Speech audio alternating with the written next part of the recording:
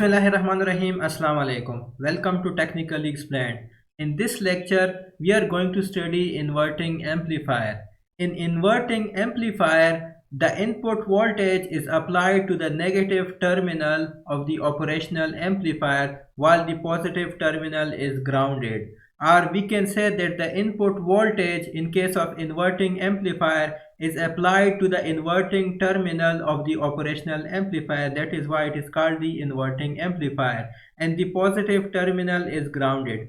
Now we are going to use the concept of virtual ground. According to the concept of virtual ground, the voltage at the positive terminal is equal to the voltage at the negative terminal. The voltage at the non-inverting terminal is equal to the voltage at the inverting terminal. Now the non-inverting terminal is grounded, so the voltage at the non-inverting terminal is 0 volt, which means that the voltage at this inverting terminal, let me name it as V minus, will be 0 volt. So this is my V plus and this was my V minus. So this will also be, we are going to have a virtual ground over here, and this will also be 0 volt. Now the other thing is that the operational amplifier has high input impedance. So if we assume an ideal operational amplifier over here, the input impedance is going to be infinite, which means that the current flowing here will be 0. So we are going to have 0 current flowing over here. Now at this node, let me name it as node A. Now at this node, let me apply KCL. So we are going to apply KCL at this node A. Now suppose we have I1 current flowing over here and we have IF current flowing over here.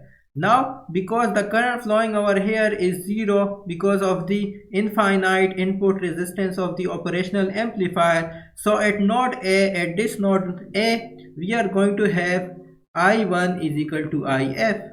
Applying KCL at this node A, we are going to have I1 is equal to IF, because all the current flowing here will flow here, because here 0 current flows because of the infinite input resistance of the operational amplifier. Now if you can see I1 is equal to V1 minus V minus divided by R1, and this is equal to V minus minus V naught divided by RF.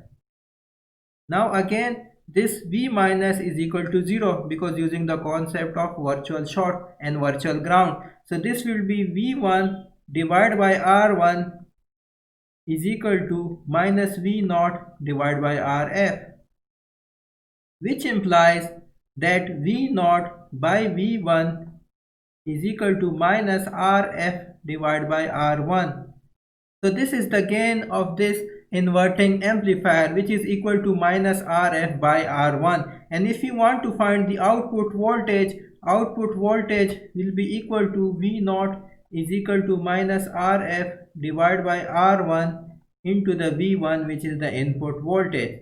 So let me name it as equation 2 and let me name it as equation 1.